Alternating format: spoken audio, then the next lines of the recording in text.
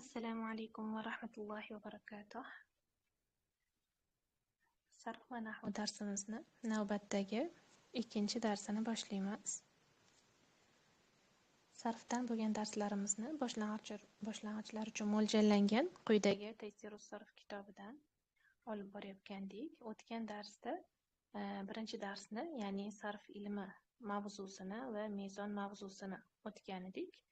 Bugungi darsimizda keyingi mavzu bo'lgan fe'l qismlari mavzusini o'tamiz. Ovoz yaxshi kelyaptimi hammaga?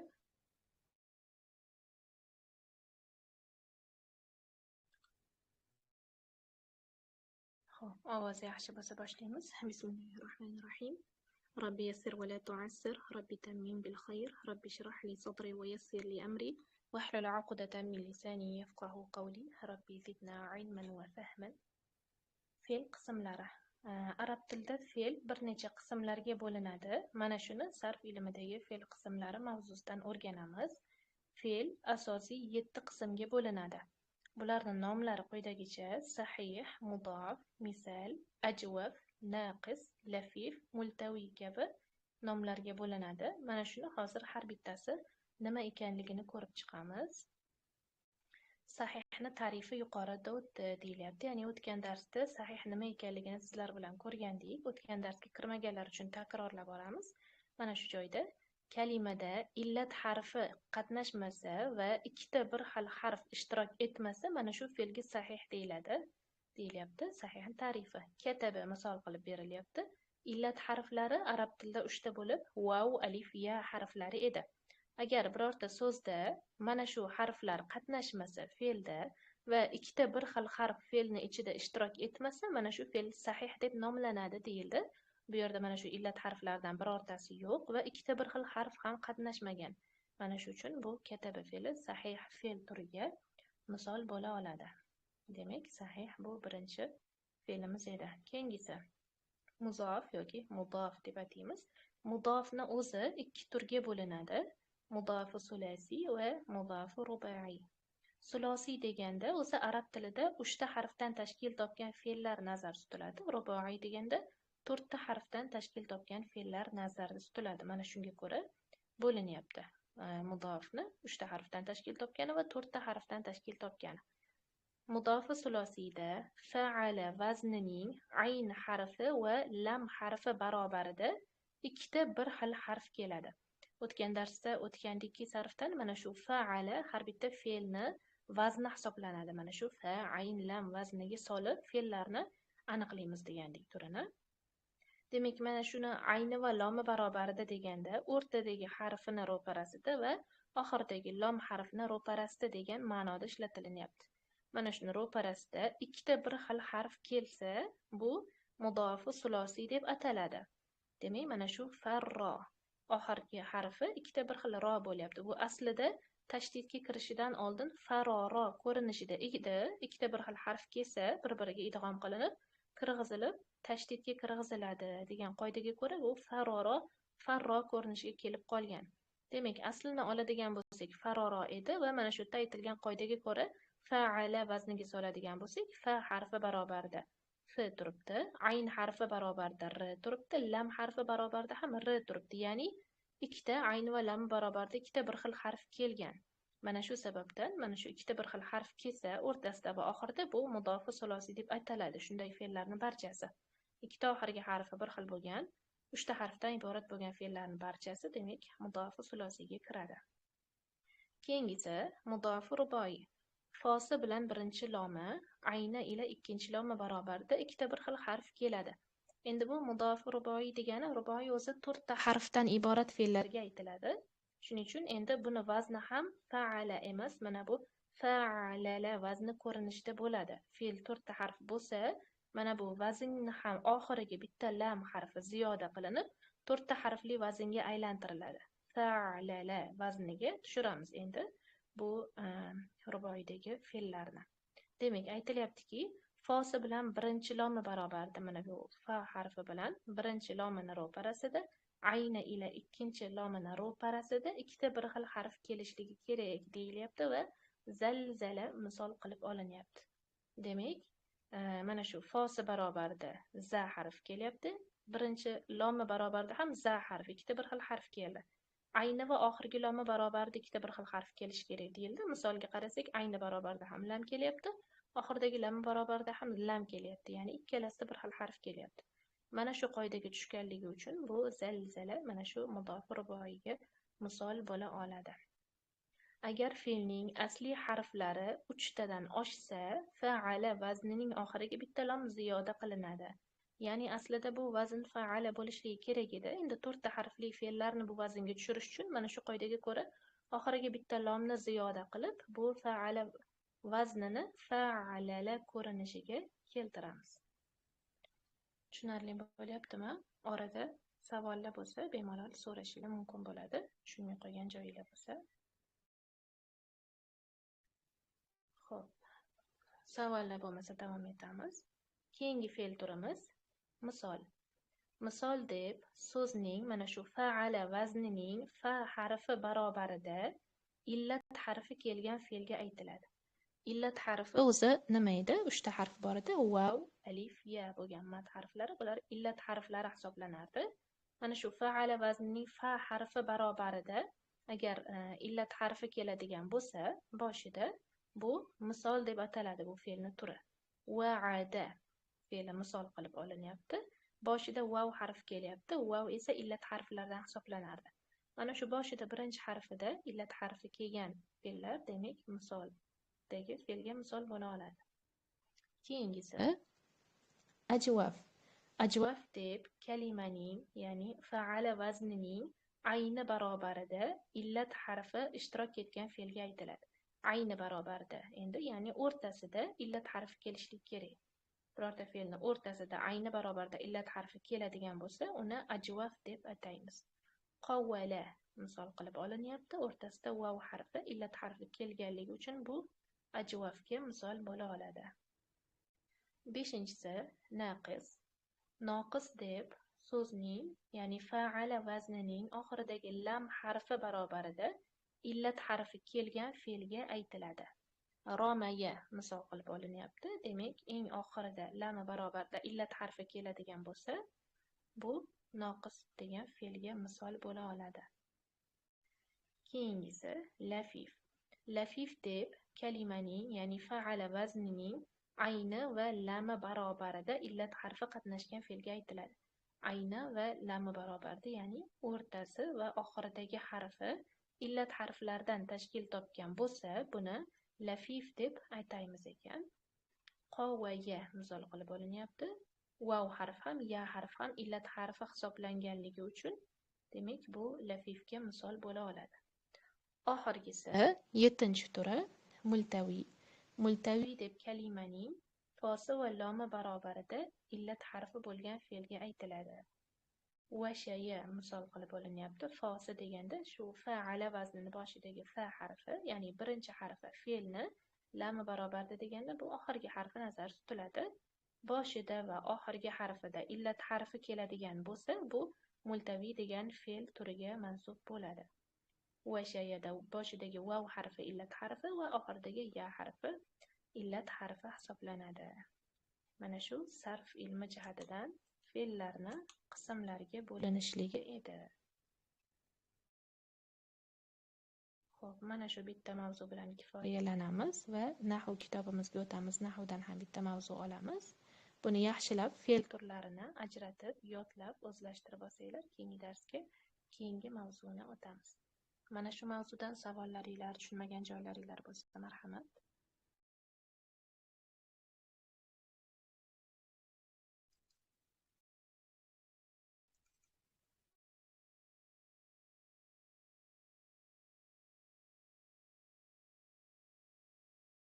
O'tgan darsimizda nahv ilmidan ham birinchi mavzu bo'lgan kalom mavzusini, ya'ni kalom nima ekanligini o'tgan edik.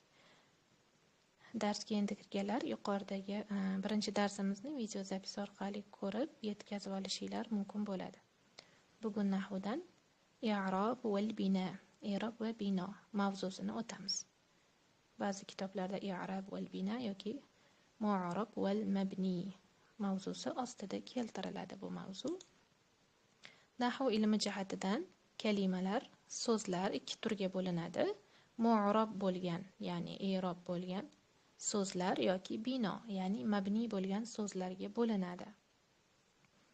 Hop, jumla kalimalardan qo'shilib yasaladi degan edik o'tgan darsda. Jumladagi kalimalarning oxirlari turlicha bo'ladi. Ba'zi turli kalimalar borki, jumladagi tartibning o'zgarishiga qarab oxiridagi harakati o'zgaradi.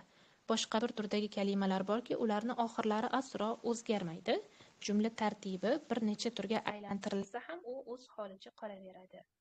Ya'ni aytilyaptiki, mabni yoki bino deb shunga aytamizki, birorta kalimani oxiri, birorta so'zni oxiridagi mana bu harakati unga harflar yoki ba'zi qoidalar ta'siri sababidan mana shu oxiridagi harakati ba'zan o'zgaradi. Mana shu muallimu bo'lib u bilan tugagan bo'lsa, muallima yoki muallimi bo'lib tugashligi mumkin. Yoki oxiri sukunga o'zgarib, sukun bilan tugashligi mumkin. Mana shunaqa oxiridagi harakati o'zgarishi mumkin bo'lgan so'zlar i'rob yoki mu'rob deb ataladi arab tilida. Endi bino yoki mabni deb esa oxiridagi harakati birorta qoida ta'sir qilsa ham, birorta harf undan avvalgi so'z ta'sirida ham hech qachon o'zgarmaydigan, oxiridagi harakat domma bo'lsa, har doim o'zgarmasdan birorta o'zgartiruvchi qoida kelsa ham o'zgarmasdan domma holatda turaveradi. Mana shunaqa oxiri o'zgarmaydigan kalimalar mabni yoki bino deb ataladi. Masalan deb endi bunga misol beryapti. Al-muallimu kalimasini olaylik. Bu so'z bir ism hisoblanadi. Endi buni jumlani ichiga kiritadigan bo'lsak, qomal muallimu, o'qituvchi turdi deydigan bo'lsak, muallimuni oxiri domma bilan tugayapti.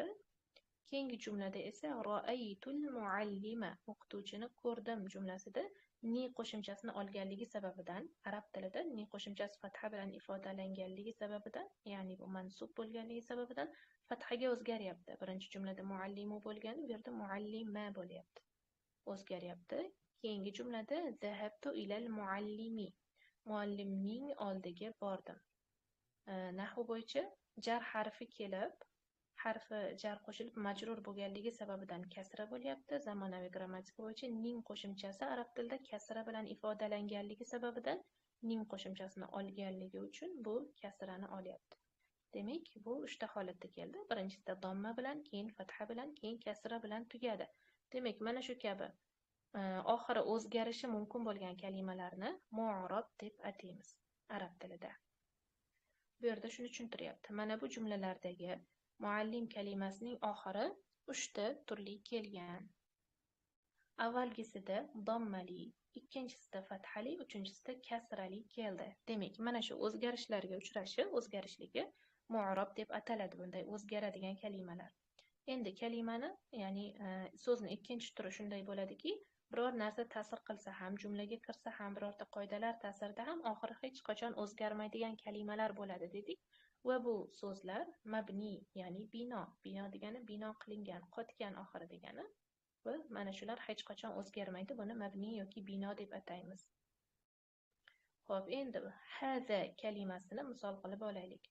Bu ham bir ism hisoblanadi. Buni jumlalarga kiritib ko'ramiz.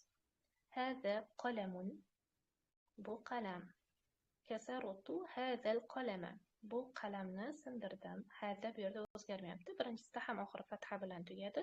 Ikkinchisida ham, ikkinchi jumlada ham fatha bilan tugayapti.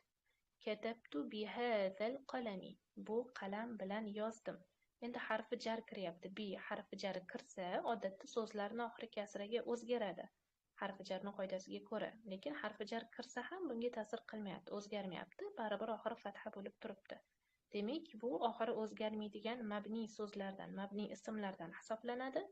Buni mabni deymiz va qaysi harakat bilan harakatlanib hech qachon o'zgarmaydigan harakati, o'sha harakat bo'ladigan bo'lsa, mana shu harakatga mabni bo'ldi deymiz.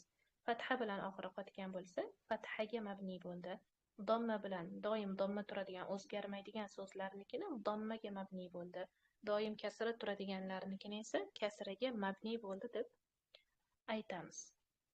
Demak, mana shu haza va mana shu haza kabi ismi ishoralarni barchasi o'zgarmaydigan, mabni bo'lgan kalimalar qatoriga kiradi. Jumlalarning turlanuvi sababli oxiri hech biri o'zgarmagan yuqorida. Masalan, yaqaudu kalimasini olaylik. Bu endi bir fe'l. Yuqorida ismni misol qilib kiritgandik. Demak, bu mabni va mu'rob bo'layotgan kalimani turlari ba'zan ism bo'lishligi ham mumkin, ba'zan fe'l bo'lib kelishligi ham mumkin.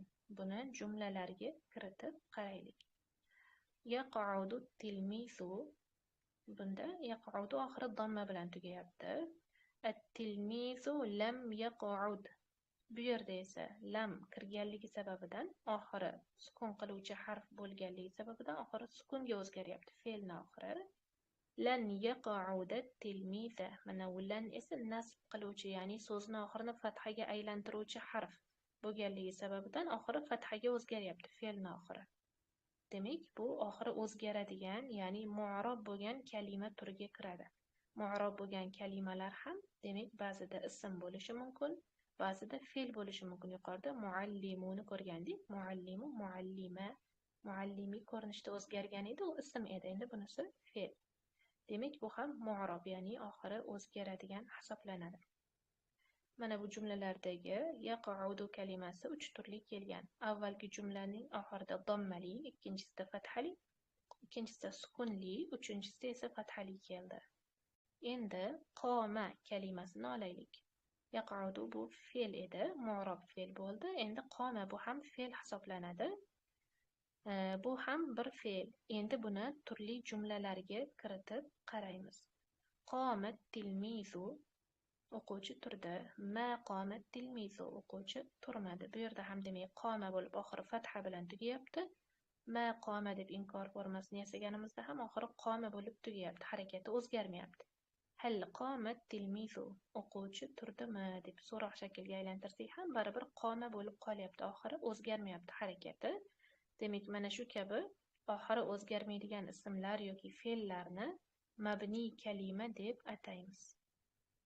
Mana shuni sharhini beryapti. Mana shu qoma kalimasi 3 jumlaning uchalasida ham oxiri hech biri o'zgarmasdan bir xil kelgan. Mana shu kabi jumla tartibining o'zgarishi bilan ba'zi qoidalar ta'sir etsa-da, kalimaning oxiri o'zgaradiganiga i'rob yoki mu'rob deyiladi. Jumla tartibini o'zgaruv sababli kalimaning oxiri hech qachon o'zgarmaydiganiga bino yoki mabni deb ataladi.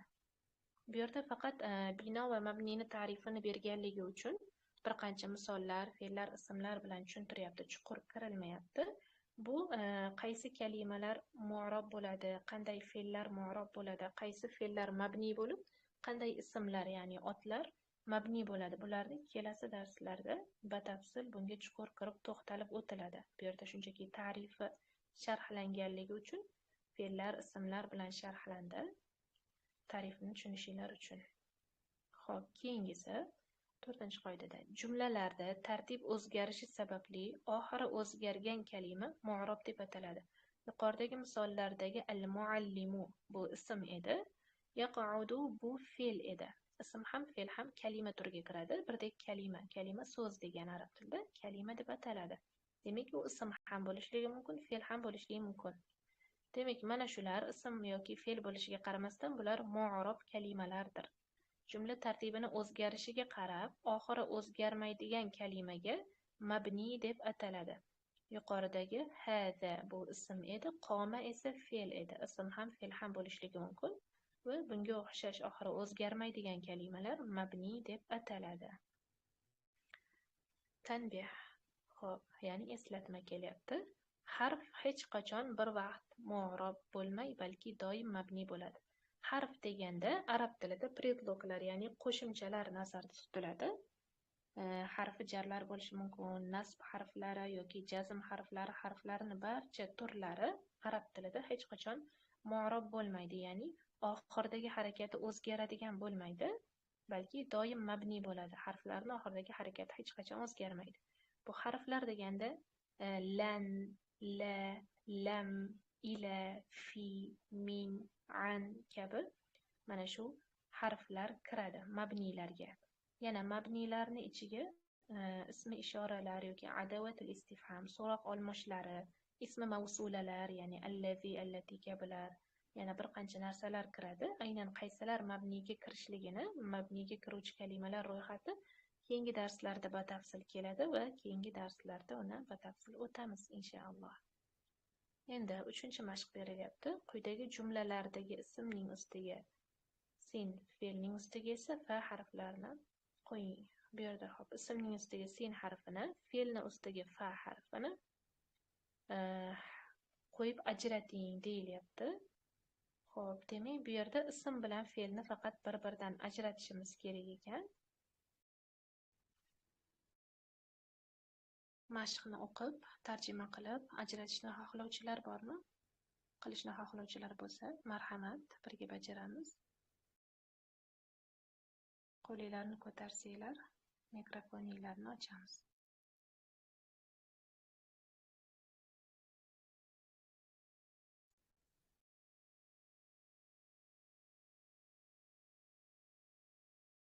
O'qishni xohlovchilar bormi mashqni? O'qib, tarjima qilib, Assalomu alaykum va bunisi rahmatullohi ism, va bunisi barakatuh. fe'l ajratamiz. Va alaykum assalom va rahmatullohi va barakatuh. Ustozim yaxshimisiz? Alhamdulillah, rahmat. O'zingiz salomatmisiz? Alhamdulillah. Hada tilmizun, bu o'quvchidir. Hada ism, tilmizun ham ism. Mashallah. Ja'at tilmizu, o'quvchi keldi. Ja'a fe'l, at-tilmiz ism. Mashallah. Ra'aytu muallima, o'qituvchimni ko'rdim. Ra'aytu fe'l, al-muallima ism. Ma hada, bu nima? Ma harf, hada ism. Ma'ni bu yerda La'ib istifham bo'lyapti. So'roq. so'roq olmoshi adovat. So'roq olmoshi. Inshaalloh. La'ibna fil junaynatu. La'ibna fil junaynati. Xo'p, bog'cha yoki bog'da junayna bog'chamidi? O'ynadik. Biz o'ynadik. La'ibna fe'l, fi harf, junayna ism. Mashallah. Katabat tilmizul maktuba. Kataba, xo'p, o'quvchi maktubni yozdi. Mashallah. Yozdi. Kataba fe'l, at-tilmiz ism, al-maktuba ham ism. Mashallah. O'qiveraymi yo o'qiydiganlar bormi ustozim? Boshqa o'qishni xohlovchilar bormi? Marhamat, Ha, o'qiydiganlar bo'lsa. o'qiyversin. Assalomu alaykum. Va alaykum assalom. Men o'qisam bo'ladimi? O'qing. Jaa Faridun ilal madrasati. Farid keldi madrasaga. Jaa fe'l, Faridun ism, ila harf, madrasati ism. Aynal muallimu. Ayna qayerda? Muallim qayerda? Ayna shunda ism, muallimu ham ism. To'g'ri, mashallah. Zahaba sohibi Karimun ilal madrasati. Shunda Karim madrasaga keldi. Sohibi nima bo'lishini tarjimasi?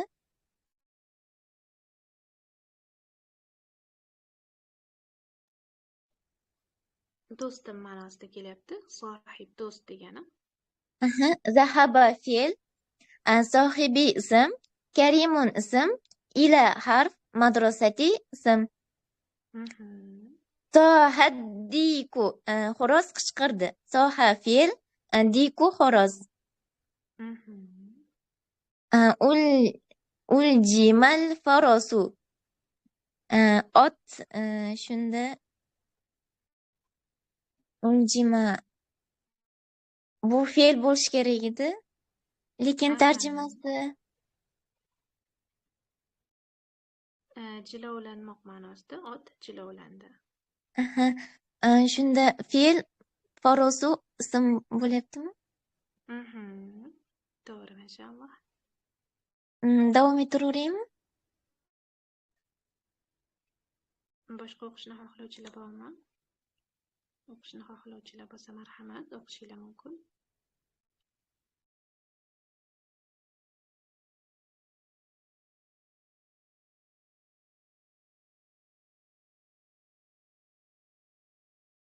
Boshqa o'qiydiganlar bormi? Unda davom ettirib qo'ysam bo'ladimi? Aha, bo'ladi, o'qing. Ayna tazhabu. Qayerga ketayapsan? Qayerga boryapsan?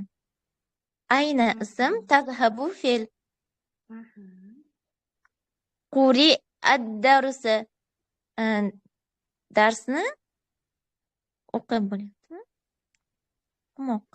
Majhul shaklda kelyapti fe'l. Qoroa o'qidi bo'lsa, quri'a o'qildi bo'ladi. Ha, o'qildi. Ha. O'qildi. Quri'a fe'l, darsu ism. Suriqotis saatu.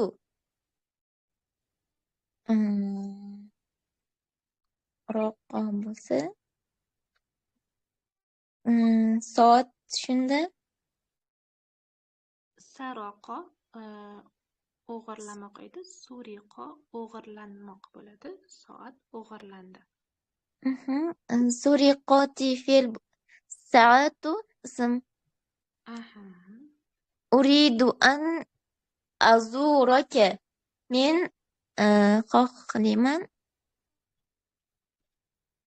azuraka. Zaro yazuru ziyorat qilmoq. Men ziyorat qilishni xohlar. Seni ziyorat qilishni xohlayman bo'lyapti. Ha, to'g'ri, mashalloh. Uridu fe'l, an harf, azuraka. Seni ziyorat qilsa fe'l bo'lyaptimi shunda? Aha, fe'l bo'lyapti, to'g'ri. Salimun lam yahfaz darsahu. Salim darsini yodlamadi. O'tgan zamon yodlamadi bo'lyapti. Aha, to'g'ri, mashalloh. Salimun ism, lam harf, yahfaz fe'l, yodlamoq, darsahu darsini ism bo'lyapti. Aha, to'g'ri, mashalloh. Ma ra'aytu ahadal yawma. Ra'aytu men ko'rdim bo'lyapti. Ra'aytu ko'rdim. Bir kunni ko'rmadim bo'lyapti shunda. Inkor bo'lsa. Ahadan birortasini degan ma'noda. Ahada birortasini. Birortasini o'sha kunda ko'rmadim. Aha, men bugun birortasini ko'rmadim. Bugun degan ma'noda kelyapti. Ma harf, ra'aytu fe'l, ahada ism, yawm ism. Sa'altuki an mas'alatin falam tujibni. Sa'altuka sening savoling bo'lyapti. Aha, sa'altu fe'l bo'lyapti. Men so'radim. Men so'radim. An mas'alatin, bir mas'ala haqida sendan so'radim. Falam tujibni, bas sen javob bermading. Menga javob bermading. Sa'altuka fe'l, an harf, mus'alatin ism, falam fe'l, tujibni bu ham fe'l bo'lsa kerak. Bu yerda harf bo'lyapti. Fa ham harf, lam ham harf. Harf tujibni fe'l bo'lyapti. Aha, fe'l, to'g'ri, mashalloh. Xorojna minaddari. Biz chiqdik hovlidan. Xorojna fe'l, min harf, dari hovli ism. Aha, to'g'ri, mashalloh. Ahsanti, barakallohu fik.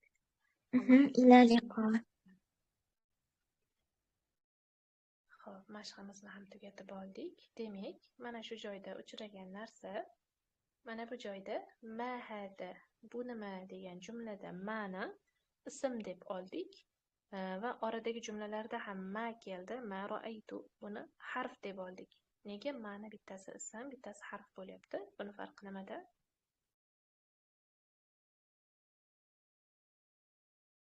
Aytadiganlar bormi?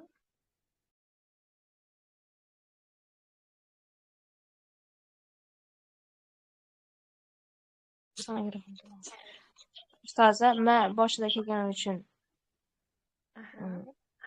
ismni ism deb olamiz. Ma haza bu nima? Anavi o'rtasida kelgani uchun harf.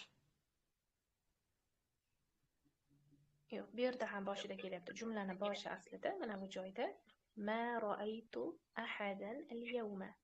Ma ro'aytu Bu jumla davom. boshlanishida kelyapti. Ma ra'aytu bitta gap emasmi bu? Aha, bitta gap ma ro'aytu, ya'ni jumlani boshida kelyapti bunda ham. Bunda ham jumlani boshida kelyapti. Ustozam biri inkor bo'lgani uchunmi, biri so'roq bo'lyapti, boshqasi Aha. inkor bo'lyapti. To'g'ri, mashaalloh, ahsanti, barakallohu fik. Xuddi shunday. So'roq olmoshlari ismga kiradi. Barchasi so'roq olmoshi ma'nosida kelyapti bu yerda. Ma'nosiga qaraymiz.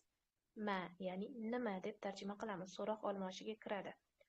Agar ismlar bilan kelsa ma agar fe'llar bilan keladigan bo'lsa, fe'lni inkor qiluvchi harf hisoblanadi, ya'ni qo'shimcha hisoblanadi. Fe'lni inkor formaga o'zgartiruvchi. Mana shu uchun bu yerda fe'l bilan kelgani uchun harf deb olinyapti. Harf deyapmiz. Bu yerda esa ism bilan kelgani uchun so'roq olmoshi bo'lyapti va bu yerda so'roq olmoshlari ism hisoblanadi. Shuning uchun bu yerda ism deyapmiz, bu yerda harf deyapmiz.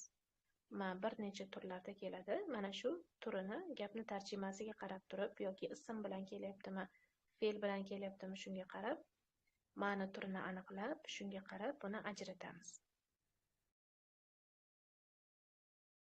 Xo'p, demak, birinchi darsimiz shu joyda yakunlanyapti. Dars haqida savollaringlar, tushunmagan joylaringlar bo'lsa marhamat. Ustazam, assalomu alaykum va rahmatullohi va barakatuh. Va alaykum assalom va rahmatullohi va barakatuh. Ma ro'aytani tushundim. Bu inkor uchun kelyapti. Keyin ma haza ismi istifham keyingiz harf bo'lib kelgan yeri qaysi? Shuni tushunmadim-da. Mana shu yerda ismi istifham bo'lib kelganda ism deymiz. Ismga kiradi. Inkor qiluvchi harf bo'lib fe'l bilan kelganda esa harf deymiz. Mana shu ma ro'aytuda harf. Tushundim ustozim. Alloh rozi bo'lsin. Rahmat. Amin, barchamizdan rozi bo'lsin.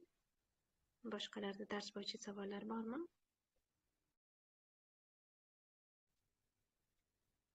Xo'p, dars bo'yicha yoki kurs bo'yicha so'ramoqchi bo'lgan savollaringlar, darslar bo'yicha savollaringlar bo'lsa marhamat. Keyingi darsga Bugun faqat bu mavzuni o'tamizmi? Mu'rob fe'llarni ham o'tavermaymizmi, ustozam? Aslida qisqa mavzu edi. O'tsak bo'ladi agar xohlovchilar bo'lsa.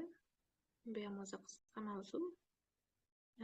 Lekin bu kanaldagilar ko'pchilik boshlang'ichlar bo'lganligi uchun sarf nahv aslida boshlang'ichlarga biroz qiyinroq hisoblanadi. Sarf nahv ilmi. Boshlang'ichlar odatda boshlang'ich muhaddasa kitoblardan boshlab turib, bir ikkita boshlang'ich kitob o'qigandan keyin sarf nahv boshlashsa osonroq bo'ladi. Shuning uchun mavzularni qisqa qilib bitta qisqa mavzudan o'tayotgan edik.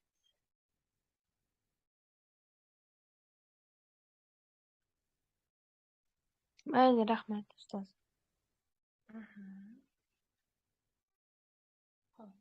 O'zaro mavzuga mashqlari ko'p ekan. Keyingi darsga inshaalloh bu mavzuni o'tamiz.